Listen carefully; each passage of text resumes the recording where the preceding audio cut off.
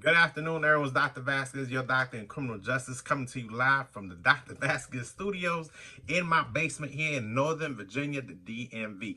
In this video, I will be discussing a mass shooting that occurred yesterday at the Columbia Machine Factory in Smithsburg. I'll be making 3 points, so there'll be 3 takeaways. Stay tuned for what's next. Thank you.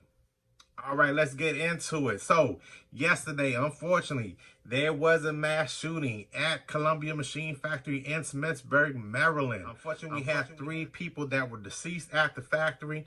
There was 1 that was wounded. It was called in as an active shooter. It happened about 2:30 or so yesterday. They have confirmed that they were all workers. So they all work for this company.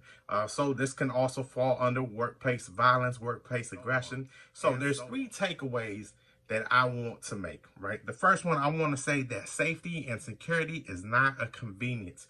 We have seen throughout the last week or so, schools being shot up. There's been things at churches.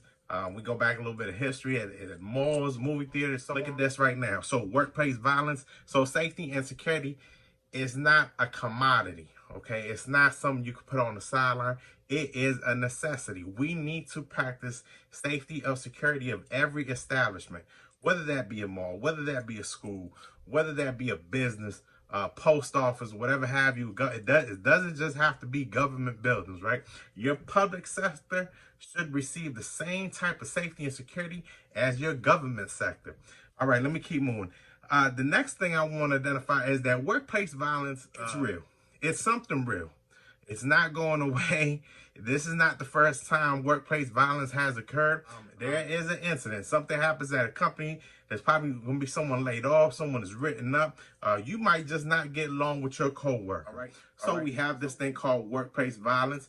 And unfortunately, like yesterday, someone took out their anger on their fellow employees. It hasn't been identified yet if it was a supervisor, but I believe so, right? So what happens? The individuals released, the reprimanded, they go and they commit an act. Yesterday, 3 individuals lost their lives, 1 was wounded, and it's not going away. So we have to deal with it. We have to understand, just like any other type of crime, just like robbery, just like fights that break out at bars, this is something typical that's going to be reoccurring, and we have to prep for it, which takes me into my 3rd point. So how do we prep? How do we combat workplace violence?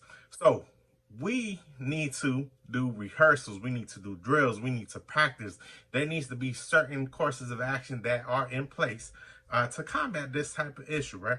As employees at your business, there should be a SOP, standard operating procedure, in place already, that if anything is to happen, whether there be a suspicious individual outside, whether there be a bomb threat, Lord forbid if COVID hits, we know exactly who to call, what to do, when to do it, how to move, and all that. The time to figure that out, ladies and gentlemen, is not when the emergency happens, right? And I get it.